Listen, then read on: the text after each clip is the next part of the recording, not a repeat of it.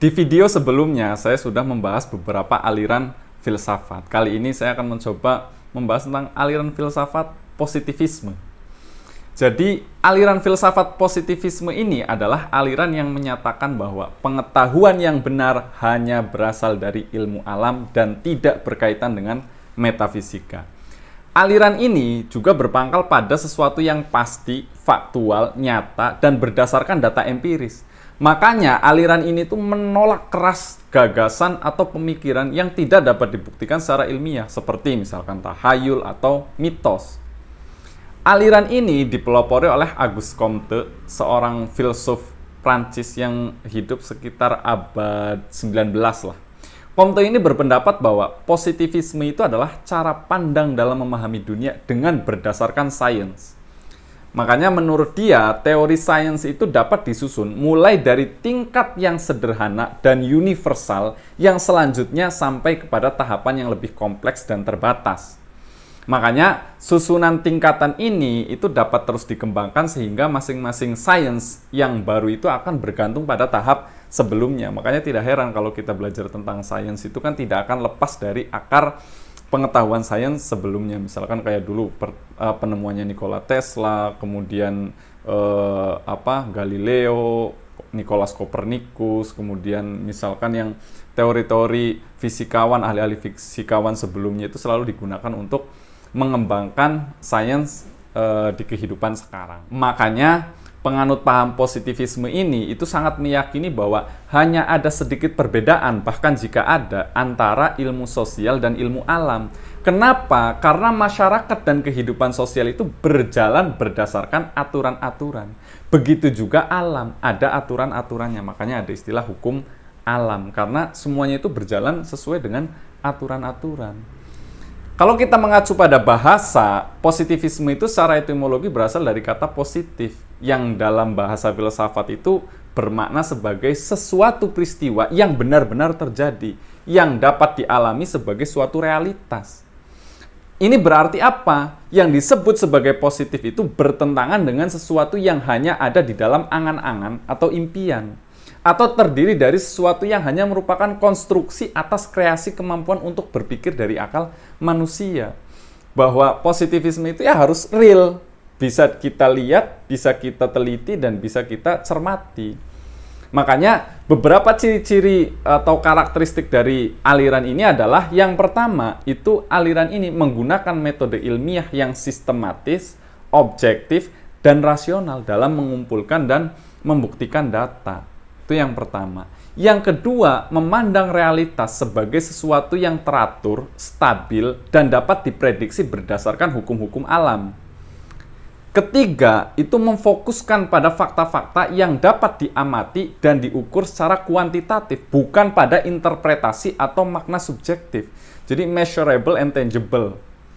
Makanya sesuatu bisa dikatakan ilmiah itu ya tadi, bisa diukur secara kuantitatif. Kemudian selanjutnya itu adalah menyederhanakan fenomena-fenomena kompleks menjadi variabel-variabel yang dapat diuji secara hipotesis deduktif. Makanya harus bisa dijabarkan variabel-variabelnya ketika pengen menganggap sesuatu itu dianggap sebagai ilmiah. Selanjutnya itu adalah menolak keras gagasan atau pemikiran yang berkenaan dengan ilmu pengetahuan yang sebelumnya tidak dilakukan eksperimen atau penelitian sama sekali.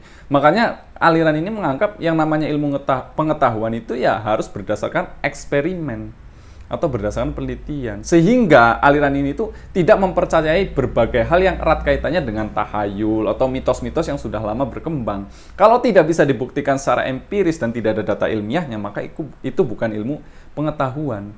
Ciri selanjutnya itu adalah menganggap bahwa ilmu pengetahuan itu adalah satu-satunya sumber pengetahuan yang sahih dan objektif.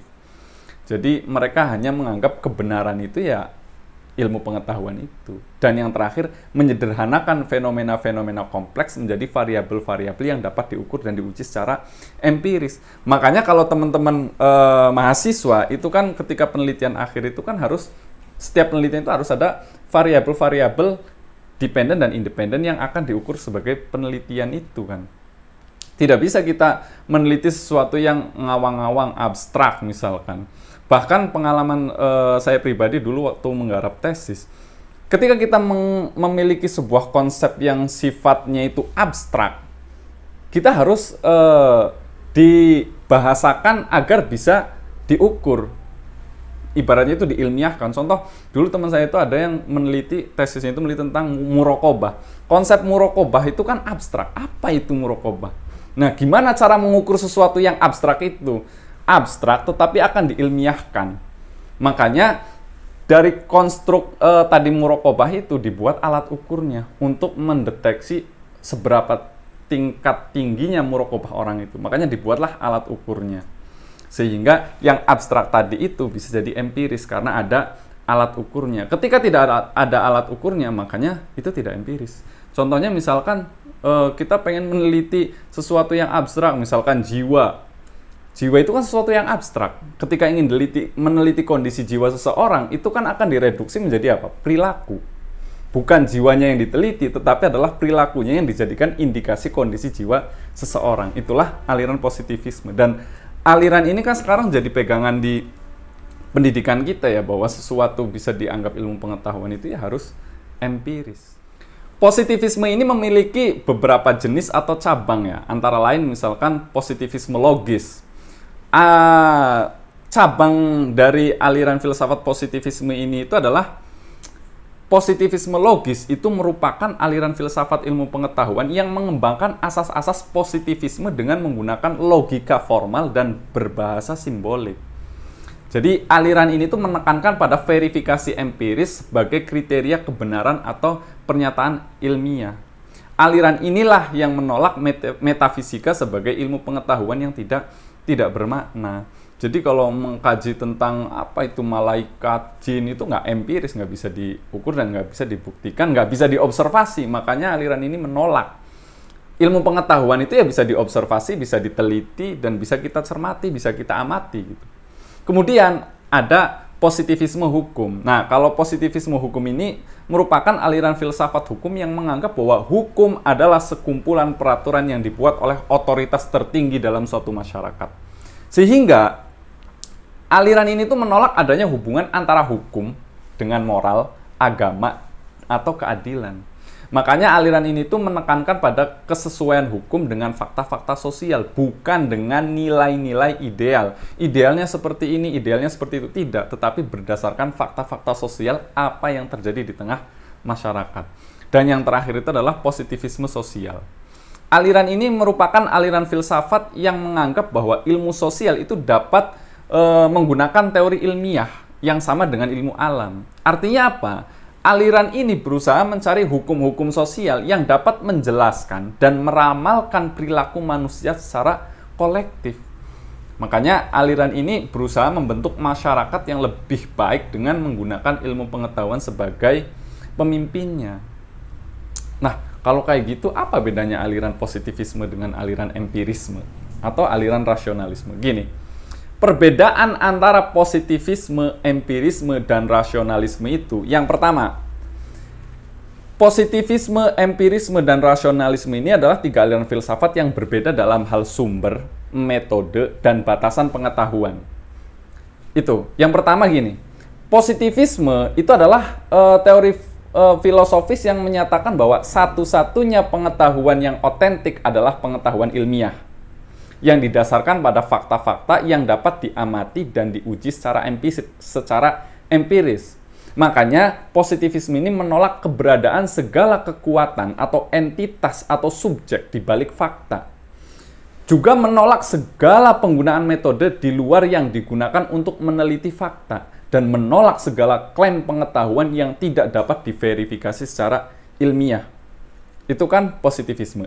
Kalau empirisme itu adalah teori yang menyatakan bahwa asal mula semua pengetahuan itu adalah pengalaman indera, visual, auditori, sentuhan, gestori, kemudian apa? Sensasi atau penciuman.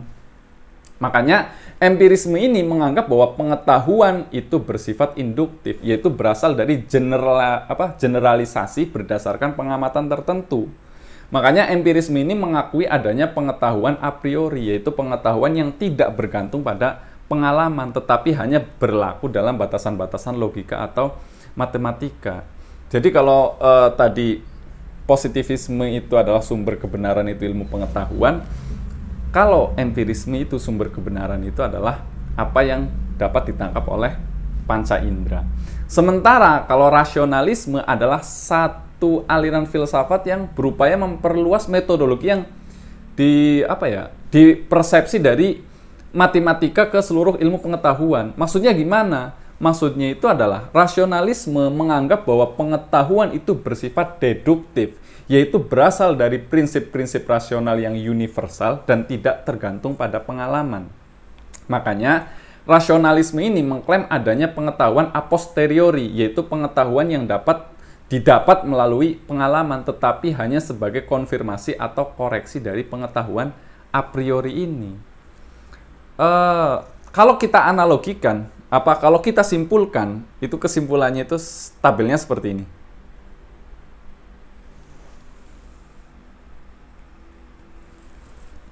Makanya teman-teman mungkin pernah dengar istilah gini ya, guru terbaik adalah pengalaman.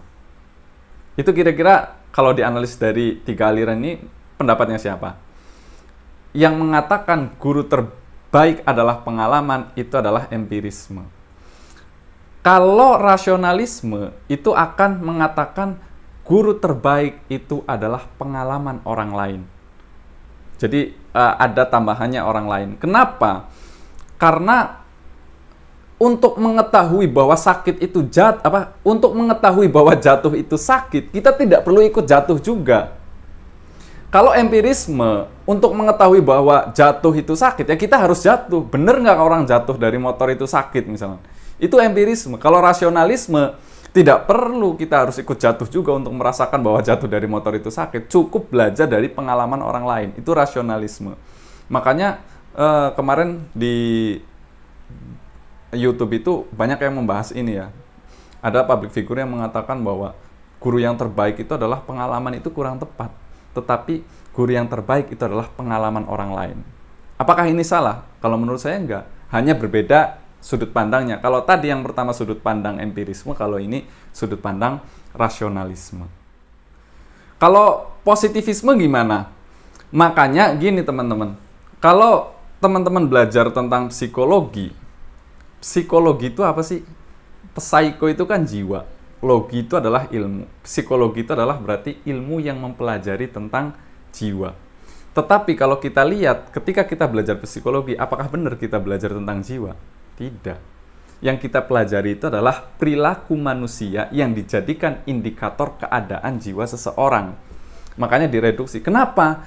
Karena dalam positivisme itu tadi tidak mengakui sesuatu yang tidak bisa diobservasi. Jiwa bisa nggak diobservasi?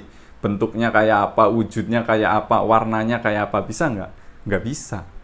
Makanya itu direduksi menjadi perilaku yang dijadikan indikator keadaan jiwa seseorang. Kayak contoh misalkan, orang ini mengalami gangguan jiwa. Apakah benar yang mengatakan seperti itu melihat jiwa orang itu? Tidak. Tetapi dia hanya menilai dari kondisi perilaku dia. Misalkan dikit-dikit ketawa, dikit-dikit nangis misalkan. Perubahan emosional yang sangat drastis dan sangat cepat itu bisa dijadikan indikator kondisi jiwa seseorang. Atau mungkin ada orang mengidap penyakit skizofrenia. Emosi yang dia munculkan itu tidak sesuai dengan keadaan yang seharusnya. Misalkan ada orang ditinggal mati oleh orang tuanya. Kondisi normalnya orang itu kan ketika ditinggal orang tuanya meninggal itu nangis. Ini kok malah ketawa gitu. Nah, itu bisa menjadi indikator bahwa jiwa orang ini nggak bener nih, nggak beres nih. Akhirnya apa? Yang dijadikan indikator itu adalah perilakunya. Makanya karena saya bertanya, kenapa nggak disebut behaviorologi aja? Soalnya kan yang diamati itu adalah perilaku, bukan jiwanya. Tapi balik lagi itu karena terbentur bahwa sesuatu yang dianggap ilmiah itu tadi harus bisa diobservasi, diteliti, atau bahasa penelitian itu measurable and tangible. Sedangkan jiwa itu kan tidak bisa diteliti. Makanya yang bisa diteliti itu apa? Ya perilakunya. Kalau kita analogikan dari tiga aliran filsafat ini, positivisme, empirisme, dan rasionalisme, analoginya itu seperti ini. Contoh misalkan sekarang lagi ramai muncul keluaran baru iPhone 15 gitu. Nah, kalau orang yang menganut paham positivisme, dia akan memutuskan untuk membeli iPhone 15 itu berdasarkan fakta ilmiah yang bisa diverifikasi secara empiris. Contoh misalkan, dia akan melihat spesifikasi teknisnya, fiturnya, kinerjanya, dan harganya. Kemudian, dia akan mencari data yang objektif dan dapat diukur. Seperti misalkan, dia melihat nih ukuran layarnya berapa, resolusi kameranya berapa, kapasitas baterainya berapa, kecepatan prosesornya berapa, dan lain sebagainya. Makanya seorang positivisme ketika ingin memutuskan untuk membeli iPhone 15, dia akan membandingkan dulu nih iPhone 15 dengan produk sejenis dari merek lain, misalkan Samsung, Huawei, Xiaomi, Oppo, dan yang lain sebagainya. Dan seorang positivisme itu tidak akan terpengaruh oleh faktor-faktor yang tidak dapat diuji secara ilmiah. Seperti apa? Desain, warna, gaya, atau preferensi pribadi. Selera itu kan tidak bisa dijadikan tidak bisa diobservasi ya, karena selera orang itu kan beda-beda. Maka dia tidak akan terpengaruhi oleh preferensi pribadi itu. Itu kalau orang positivisme. Kalau empirisme gimana? Orang empirisme itu akan memutuskan untuk membeli iPhone 15 itu berdasarkan pengalaman indera yang diperoleh melalui pengamatan langsung atau tidak langsung. Misalkan gini, seorang empiris itu akan mencoba iPhone 15 secara fisik di toko atau melalui demonstrasi online, lihat videonya gitu. Dia merasakan sensasi visualnya, auditorinya, sentuhannya, gestorinya, kemudian penciumannya mungkin yang ditimbulkan oleh produk iPhone itu gitu. Makanya seorang empiris itu akan mengumpulkan testimoni dari pengguna lain yang telah menggunakan iPhone 15 atau mungkin produk Apple sebelumnya. Jadi seorang empiris itu tidak terlalu peduli dengan data yang abstrak atau teoritis seperti spesifikasi teknis, fitur canggih yang tidak relevan dengan penggunaan sehari-hari. Itu tidak akan peduli. Yang dia pedulikan itu ya tadi, dengan menggunakan indranya itu, seneng nggak dia lihatnya gitu, dipegang enak nggak, itu empirisme. Nah, kalau rasionalisme akan memutuskan untuk membeli iPhone 15 atau tidak, itu berdasarkan prinsip rasional yang universal dan tidak bergantung pada pengalaman. Makanya seorang rasionalis itu akan menggunakan logika dan matematika untuk mengevaluasi iPhone 15 ini. Misalkan dari segi keuntungan dan kerugiannya. Makanya seorang rasionalis itu akan mempertimbangkan faktor-faktor yang berkaitan dengan tujuan dan nilai-nilai pribadi dia. Seperti keamanan, kenyamanan, efisiensi, dan prestisi. Makanya seorang rasionalis ini tidak akan mudah terpengaruh oleh fakta-fakta yang bersifat sementara atau kontekstual. Seperti tren pasar, promosi, atau opini publik karena lagi ngehits tentang iPhone 15 akhirnya ikut-ikutan beli. Enggak. Dia beli itu berdasarkan keperluannya, keuntungan dan kerugiannya. Lah kalau saya memang belum butuh untuk membeli iPhone 15, meskipun saya mampu ya tidak akan saya beli gitu. Jadi pertimbangannya itu berdasarkan asas rasional.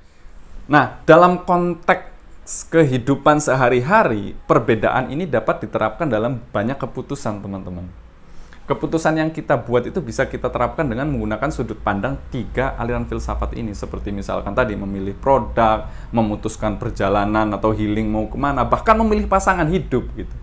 Makanya positivisme itu akan mengandalkan data dan fakta empiris, empirisme itu akan mengandalkan pengalaman pribadi, sementara rasionalisme itu akan mengandalkan pemikiran logis dan deduktif. Itu.